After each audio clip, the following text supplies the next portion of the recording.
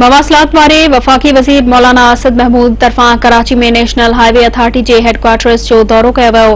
उन मौके ते सेक्रेटरी मवासिलात कैप्टन खुर्रम आगा ऐं member south zone Munir Ahmed Memon तरफ़ां बोट सबब मुतासिर थियल हाईवेज़ जी सूरतहाल बाबत ब्रीफिंग ॾिनी वई। ब्रीफिंग ॾींदे NHA अमलदारनि चयो त इंडस हाईवे ऐं मेहरान हाईवे ते लोड क़ौमी शाहराह ते अची वियो आहे।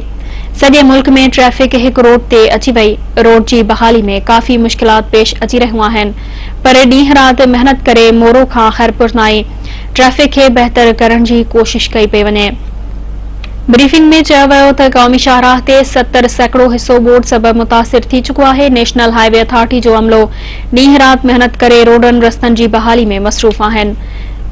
सूबाई ऐं मक़ामी हुकूमतनि सां गॾिजी जल्द रोडनि जी ॿीहर तामीर जे कम खे मुकमल कयो वेंदो। उन मौके ते वफ़ाक़ी वज़ीर मौलाना असद महमूद चयो त समूरा वसीला इस्तेमाल करे जल्द खां जल्द हाईवेज़ जी बहाली ते कम कयो वेंदो ऐं फौरी तौर ते समूरनि रस्तनि खे बहाल कयो वेंदो। हुन चयो त असांजी अमलीन तरजीह सखर हैदराबाद मोटरवे मनसूबे ते कम शुरू करणु आहे।